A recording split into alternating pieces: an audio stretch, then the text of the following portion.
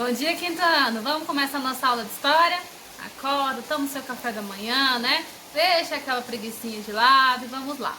Pega aí o seu livro didático, abre na página 155 até a página 162 para você acompanhar aí a leitura, tá bom? Eu vou fazer um resumo aí desse capítulo para que vocês possam entender, tá? Vai ser apenas um resumo, tá?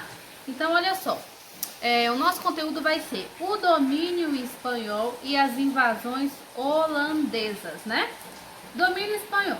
Em 1580, a crise da dinastia levou à união de Portugal e da Espanha, que passaram a ser comandadas pelo mesmo rei, Dom Sebastião, rei de Portugal, que morreu em 1578 na Batalha de Alcácer Quibir, na África, no qual os mouros derrotaram os portugueses.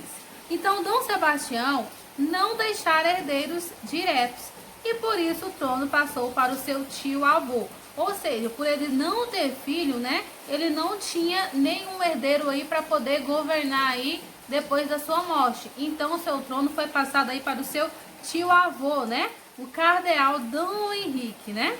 Este aí morreu no ano de 1580, deixando novamente aí o trono vago, né? Porque também ele não tinha aí filho. Então, o que aconteceu? Vários foram os candidatos que surgiram, né? Pretendendo colocar sobre a cabeça a coroa. Entre os pretendentes estavam Dom Antônio e Felipe II, que era o rei da Espanha, né? O povo português ficou revoltado, nada podendo fazer para evitar que Felipe II subornasse a autoridade do reino até o momento. Ou seja, o que aconteceu? Dom Felipe II ele passou a ser o rei da Espanha e o rei de Portugal ao mesmo tempo, né? Por não ter outra pessoa para poder estar no lugar, ele teve que comandar os dois reinados aí ao mesmo tempo, por não ter uma pessoa aí, um parentesco, né, para poder assumir o lugar aí no trono.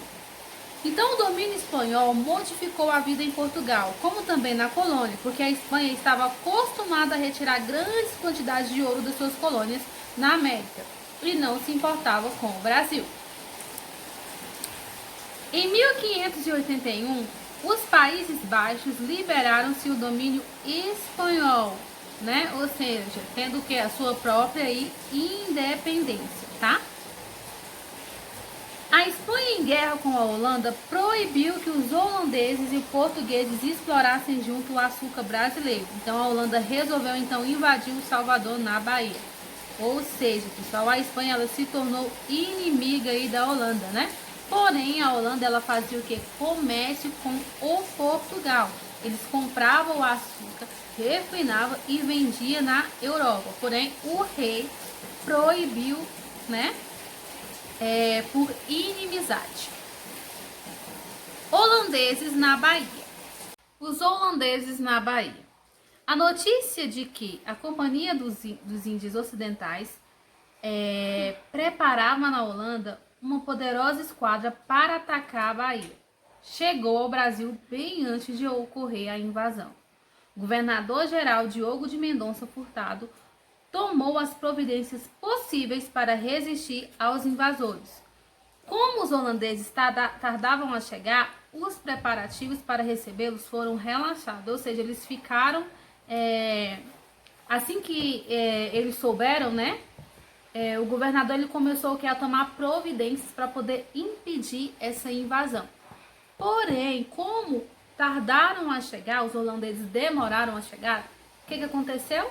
Eles relaxaram, né? Achavam, eles nem vão vir mais, e relaxou aí, né, com os esquemas que eles tinham preparado.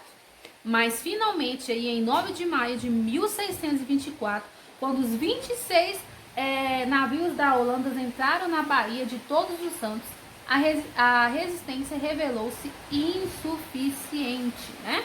Porque o que aconteceu? Quando eles realmente chegaram, eles já não tinham mais um esquema, né? Porque eles tinham relaxado, achavam que eles nem iriam invadir mais.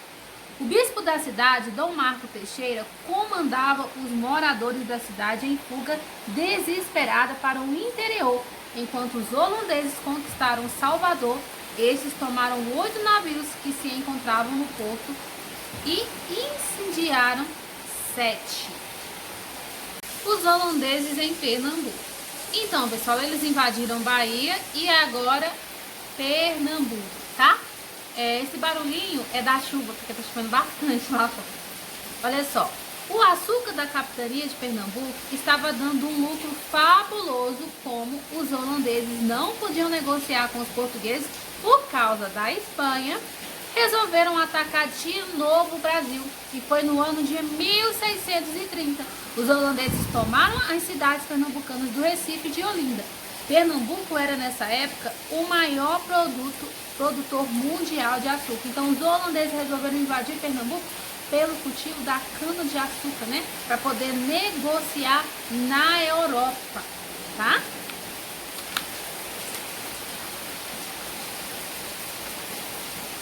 O governador de Pernambuco, Matias de Albuquerque, fugiu para o interior. Fundou o Arraial do Bom Jesus, de onde, ajudando por os indígenas e escravos e por meio de guerrilhas e emboscadas, combateu os invasores, tá? Ajudados por Domingos Fernandes Calabar, conhecedor profundo daqueles lugares, os holandeses conseguiram conquistar toda a região. Matias deixou o Arraial e foi combater em Lagoas. Ao passar por Porto Calmo, conseguiu prender Calabar e mandou enforcá-lo. Então, em seguida, o conde João Maurício de Nassau veio da Holanda para poder governar aí as terras conquistadas, né? Durante seu governo aí em Recife, ele tornou-se a capital do Brasil holandês, né? Os fatos que mais marcaram aí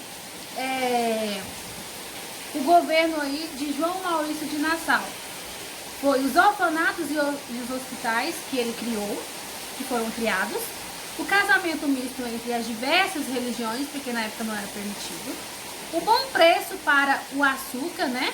Foi garantido um bom preço, e o domínio holandês foi estendido até o Ceará, né? Então a presença de Nassau no Nordeste foi muito importante para a cultura brasileira, né? Vieram da Europa ao mundo de Nassau pessoas de mais diversas especializações. Então, com a vinda do conde, ele fez grandes melhorias aí em Recife. Durante o governador de Nassau, Olinda foi edificada. No Recife foram erguidos os palácios, os frigobás, a Boa Vista, foram construídos orfanatos, pontes e hospitais. Ele conseguiu assinar um tratado de paz com Portugal, que ocorreu aí no ano de 1640. Só que os juros altos e a cobrança de empréstimos deixaram Nassau descontente, né? Então ele resolveu aí voltar para a Holanda, né? Por conta dos juros altos aí e a cobrança de impostos. Aí ele voltou para a Holanda no ano de 1644 e a partir daí foi reiniciada a luta contra o domínio holandês. E essa luta ficou conhecida como Insurreição Pernambucana. Então juntaram aí os portugueses, os brasileiros, os brancos e os indígenas e os negros para poder derrotar aí os holandeses no ano de 1654, tá bom? Que foi chefiado aí por Fernandes Vieira. No dia 19, pessoal, de abril de 1648, os luso-brasileiros venceram os exércitos holandeses na primeira batalha dos montes do Guararapes, tá? E em 19 de fevereiro de 1649 ocorreu aí a segunda batalha dos montes dos Guararapes, né? Os holandeses tentaram romper o bloqueio de Recife, mas foram novamente derrotados.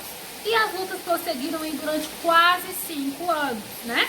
Ficando cada vez mais difícil a situação dos holandeses, que foram obrigados a se render. Em 28 de janeiro de 1654, houve então aí a entrada na cidade de André Vidal de Negreiros e Francisco de Menezes, recebendo a cidade de Recife do mestre de campo, né, para cumprimento das condições da capitulação. Então houve aí um acordo de paz, né, nessas tropas aí na entrada aí do Brasil. Olha só, pessoal, vocês vão fazer as atividades para mim do livro didático, tá? De acordo com o conteúdo estudado. Então é importante que vocês leiam novamente, vão grifando as datas, os acontecimentos importantes para que vocês possam estar respondendo as atividades. Que está na página 163 e até a página 165, tá? Na ficha de vocês também, eu deixei uma pesquisa para que vocês possam estar realizando também, tá bom? Essa pesquisa vocês vão pesquisar sobre o Conde Maurício de Nassau, tá? Vocês vão falar para mim sobre a sua história, suas contribuições em Olinda e Recife, vai ilustrar também, tá bom? Os principais legados que ele deixou aí nessas cidades, tá? E vocês vão enviar essa atividade para mim no dia 5, quinta-feira, tá bom? No texto também traz algumas informações, que foi na página que eu li para vocês, lá na página 160, fala aí os fatos que marcaram aí o seu governo, fala um pouco sobre ele. Na página 161 também fala, né, as suas contribuições aí na cidade de Recife e Olinda. Vocês também podem estar pesquisando mais na internet, tá? Pessoal, qualquer dúvida, eu estou aqui, vocês podem me procurar. Um grande beijo, até a próxima aula.